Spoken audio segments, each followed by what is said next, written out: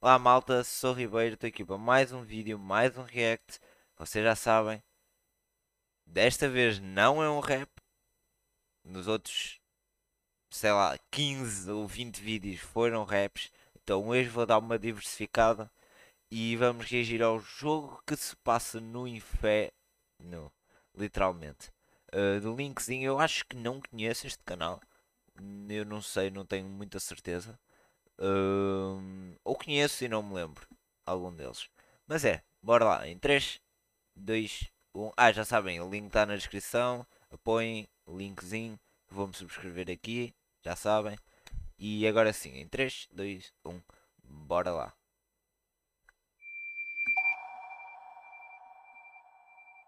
Ok, eu tenho muita coisa pra falar hoje, então vamos tentar ser o mais direto ao ponto possível, beleza? Só senta aí, vamos Ok, nessa. bora Conhece o lá. Link? Eu tenho um canal de teorias e hoje estamos aqui para falar sobre mais um daqueles famosos games indie. Gráficos de PlayStation 1, games que possuem uma Bora lá. história por trás da história, ou então apenas uma história confusa. Hoje a gente tá aqui pra falar de uma obra-prima do terror, conhecida como Lost Ok. in Vivo. Jogo feito pelos mesmos criadores de Spooks House of Jump Scares. Oh, Então, nice. Eu bom, gosto bem daquele essa jogo. vai ser uma ótima jornada. Se preparem para uma jornada abaixo do esgoto, abaixo de tudo.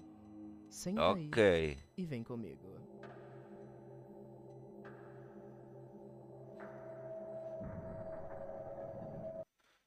Então a gente começa o jogo com essa ceninha aqui, que é basicamente uma espécie de diálogo entre um doutor e um paciente, que pra quem não sacou, ela meio que entrega qual é a vibe do nome do jogo. Lost in Vivo, a tradução direta seria tipo Perdido na Vivo, que eu espero que vocês não estejam pensando que é uma piadinha da Vivo. A tradução direta do game faria uma espécie de referência a algo conhecido como Vivo Exposure Therapy, que é uma espécie de terapia gringa para pessoas com ansiedade e estresse Ok. pós-traumático, dando a entender que algo aconteceu com o personagem principal do jogo e esse algo é contado pra gente logo em seguida. Como a Só história que. começa? O jogo inicialmente tem um enredo extremamente simples, que basicamente gira em torno do nosso Ah, eu acho protagonista que e o já nosso vi. cachorrinho. Estamos passeando com o Eu acho que já vi isto de algum youtuber, não tenho certeza. Mas eu acho que já.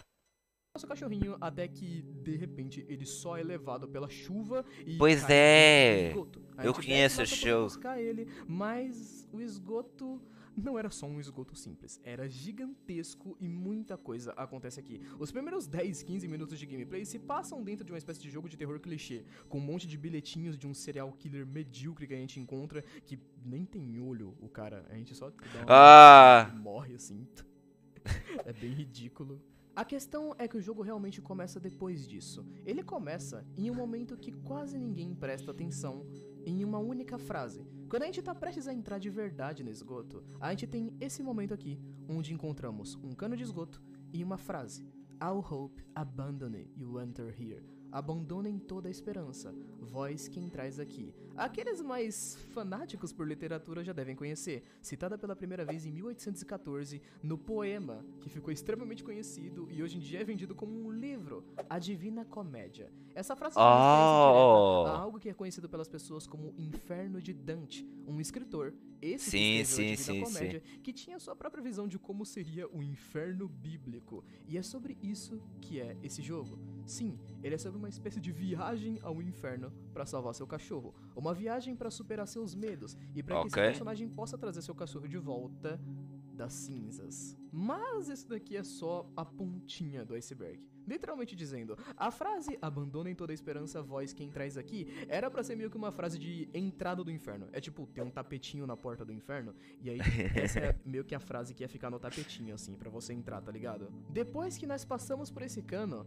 é que o jogo realmente começa. O Meu desenvolvedor do Deus. game tem um pseudonome conhecido como Akuma Kira, e em várias entrevistas ele relacionou diretamente a história do seu jogo com a história da Divina Comédia. Dê uma olhada nessas duas citações aqui, por exemplo. Isso é meio que um spoiler barra teoria, mas ambos são tentativas diferentes de uma jornada pelo inferno de Dante. No jogo básico, você só viaja pelo sétimo círculo, e no modo meia-noite, você paga pra sair com 30 moedas de prata. Uma forma bem fácil de representar o inferno de Dante seria provavelmente essa imagem aqui.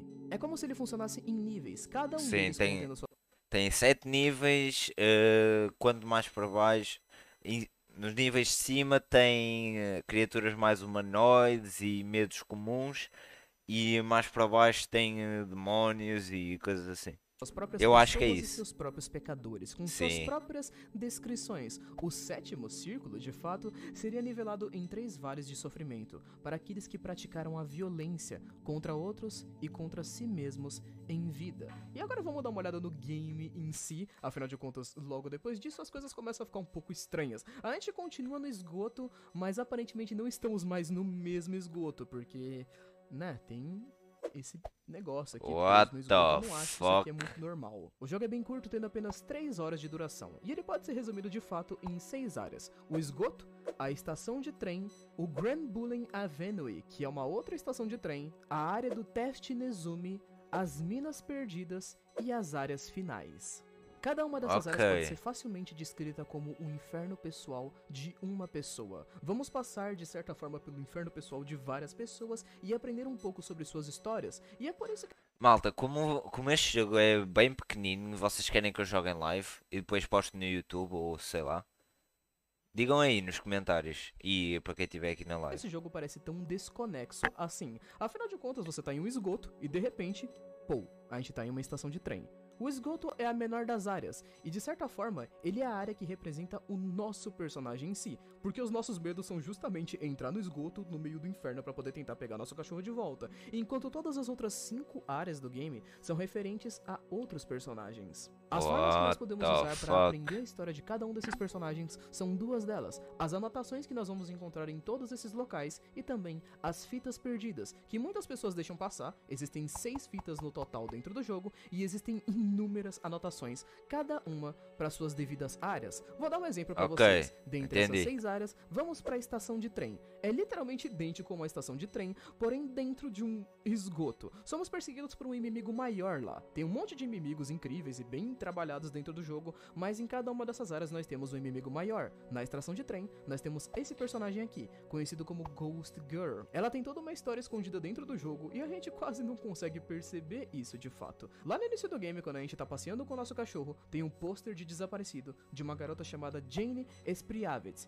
Essa é a garota Jane Spriavets, que morreu numa estação de trem. Essa estação de trem é exatamente uma ideia do local da morte dessa personagem. E é por isso que em vários momentos, quando nós chegamos de frente aos trens, ou ao local onde os trens deveriam aparecer, vemos sapatos. Eles são marcas muito famosas de pessoas que cometeram suicídio em frente a trens. E todos os bilhetes que nós encontramos dentro da área da estação de trem mostram ela se amargurando e mostrando quanto ela se sentia feia, se sentia horrorosa, entre outras coisas. A segunda área do game, a Grand Bullen Avenue, também é relacionada a isso. Então a gente tem um monte de anotações que ainda são dessa garota e inimigos que inclusive representam os maiores medos dessa garota. Deem uma olhada nesse inimigo, por exemplo. Ele é um espelho e dentro do reflexo desse espelho nós podemos ver o quão feia essa garota se via e o que levou ela a cometer tais atos de Entendi. violência contra outras pessoas e contra si mesma. A ideia que esse jogo nos passa é realmente a ideia de uma jornada ao inferno de Dante, onde nós aparentemente precisamos superar os nossos medos, e nós vamos fazer isso ajudando outras almas What perdidas a the superarem fuck? seus próprios medos. Dentro desse primeiro cenário, nós, entre aspas, ligamos todas as luzes da estação de metrô, matando, entre aspas, muito grandes, esse personagem e libertando ele. A forma dela muda e ela até chega a salvar a gente um pouco mais pra frente. Tá aparecendo aí pra vocês uma imagem dela antes e depois de ser liberta, pra vocês verem como ficou meio que a alma corrompida dela depois de tudo isso. Outra das áreas do game é conhecida como Teste Nezumi. É uma área gigantesca que é dividida em 2 pisos. É basicamente um hospital, e no caso do hospital, nós estamos nos referenciando a um doutor que morreu nesse hospital, conhecido como Dr. Piscinini. Esse cara foi o responsável por criar um projeto conhecido como Sótiris, que é essa criatura que tá aparecendo aí no fundo pra vocês. Uma What criatura the fuck? muito esquisita. Ele é basicamente uma entidade misteriosa que se move utilizando teleportes e rouba os olhos das pessoas. Não sabemos de fato se esse monstro chegou a ficar pronto no mundo real ou não. Afinal de contas, o que nós temos aqui é tudo uma base de alucinação da morte desses personagens. Todos eles estão, entre aspas, mortos e perseguindo e sendo perseguidos constantemente por seus medos. Esse bicho provavelmente deve ter sido terminado sim, e provavelmente foi ele mesmo que tirou a vida do Dr. Piscinini. Afinal de contas, lembram lá do começo do jogo, quando a gente encontra um serial killer sem olhos, então, esse serial killer provavelmente entregou os olhos para essa criatura conhecida como Sótiris. Ela é um ladrão de olhos e um covarde. Inclusive, em um dos bilhetes que a gente encontra desse serial killer lá no início do jogo, ele tem a seguinte frase citada: "Meus olhos são inúteis. Tudo que eles fazem é coçar e mostrar coisas que não podem ser reais." O poema basicamente descreve que sim, ele entregou seus olhos para alguma das criaturas e esse bicho chamado Sótiris, ele sempre What the arranca o olho da fuck? gente quando ele consegue matar, então as coisas de certa forma se encaixam. Outra coisa que é importante citar aqui pra vocês são as fitas perdidas. Aí, De mano. fato, elas não são exatamente tão autodescritivas assim, nenhuma delas tem quase nenhum diálogo. Essas fitas são apenas momentos aleatórios da vida dessas pessoas. A única dessas fitas que realmente conseguimos encaixar de forma boa e que podemos mostrar como os medos das pessoas são representados no Inferno de Dante é a primeira fita, conhecida como The Pawns.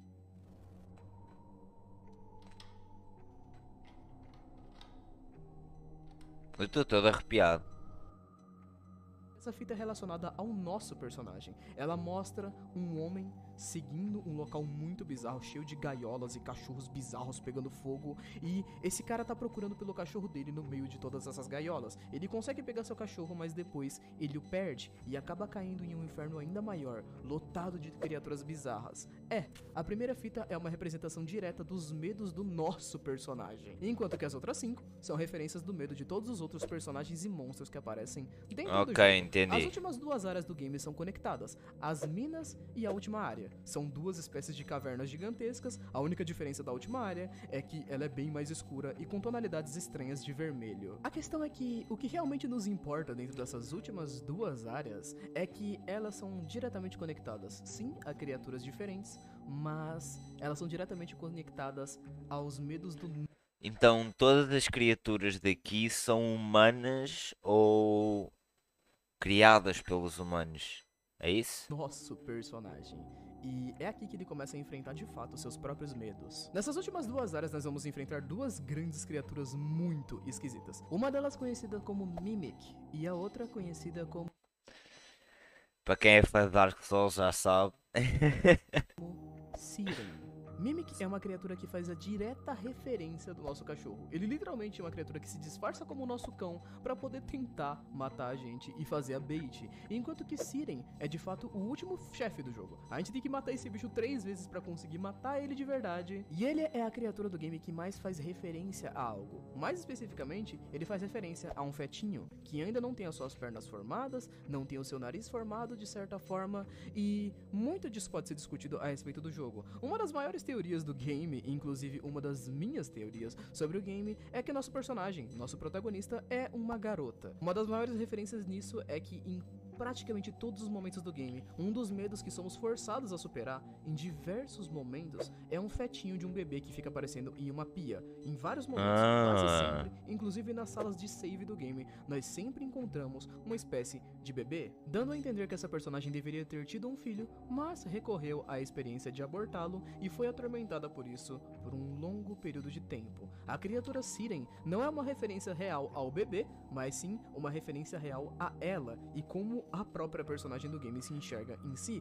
Isso pode ser descrito porque em todos os momentos que a gente encontra a Siren, os 3 momentos em que a gente encontra ela, nós precisamos primeiro falar com uma criatura conhecida como cérebro falante, que é uma representação do nosso cérebro.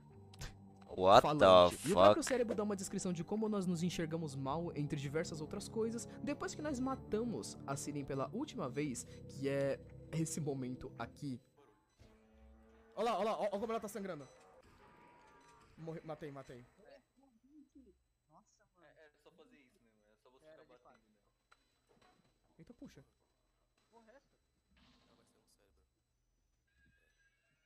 Ah, what the fuck? Isso foi da hora, isso foi legal, isso aqui. Pois é, sai esse fetinho dela, basicamente. E o nome desse bicho, dentro dos arquivos do jogo, é Memórias de Criança. Sim, Memórias de Criança. What No the restante do jogo, fuck? tem Estou pontos todo muito arrepiado. interessantes. A gente tem medos maiores do personagem sendo explorados, como esse próprio personagem Siren voltando aos poucos, mas não fazendo mais tanto efeito, porque nós não temos mais medo de nós mesmos. Já que toda a ideia do game seria uma jornada para superar seus próprios medos, enquanto que o último desses locais, ele tem um medo muito curioso. Apesar de ser uma parte do jogo que muitas pessoas não percebem, é literalmente uma área do game onde vamos enfrentar baratas gigantes. Baratas gigantes. Eu não tô nem aí pra ser. Vai um orel. É a área mais assustadora do jogo. Deus, que bicho esquisito. Depois de sobreviver a tudo isso, de fato, nós finalmente encontramos a saída do esgoto. Essa que possui 3 possíveis finais. Eles dependem muito do que você fizer dentro do game. E tudo isso é relacionado ao nosso cachorro. Caso o cachorro fique vivo, nós realmente conseguimos escapar da nossa jornada, superando nossos medos e finalmente enfrentando as consequências das nossas ações e melhorando como pessoas, fazendo com que essa jornada toda tenha valido a pena. Nós temos outros 2 finais, Ok, um deles nice. onde nós matamos o cachorro e outro deles onde nosso cachorro morre, porque a gente não consegue salvar ele. Nesse final, onde nosso cachorro morre, nós não conseguimos superar nossos medos, e por conta disso, perdemos um amigo, e não apenas isso, perdemos nossa esperança. Logo depois de fato alcançarmos a superfície, mesmo assim, ainda continuamos presos no inferno. Ainda continuamos vendo as cinzas, gritos aparecem aos cantos, mostrando que nosso personagem ficou basicamente preso para sempre. E no final em que nós matamos o cachorro, nossos medos superam completamente nossa vontade de vencer, e apesar de conseguirmos sair, temos um final pior do que todos os outros. Na verdade, acho que o segundo final é pior, né? Porque você perdeu o cachorro, mas você tá bem, pelo menos. É melhor você tá vivo sem cachorro do que você tá vivo no inferno. Eu acho. Enfim, essa é a É. ideia de Lost Unvival. E é isso que tá acontecendo nesse jogo aqui. Bom, James, muito obrigado por ter assistido mais esse vídeo. Esse daqui foi um vídeo meio que extra também, um jogo mais simples que eu acabei encontrando por aí vagando na internet e senti vontade de trazer uma ideia deles pra vocês. Esse Nice, vídeo não nice, foi bem uma gostei. teoria, mas eu realmente acho que esse vídeo merecia um espacinho pra que alguns de vocês acabassem conhecendo ele. Ele é de fato uma obra-prima do terror e vocês deveriam jogar porque ele consegue dar um medinho sim, com toda certeza. Muito obrigado por ter assistido. Gostei, gostei, gostei. Vocês querem que eu reaja? Se quiserem, reaja não. Vocês querem que eu jogue? Ponham aí nos comentários que eu vou jogar se vocês pedirem. E pronto, é isso. Obrigado por terem visto. Obrigado por terem estado aqui comigo. Não tenho muito mais a dizer. O link está na descrição do vídeo original. Apoiem. Apoiem a mim também. Inscrevam-se. Ativem o sininho. E bye bye.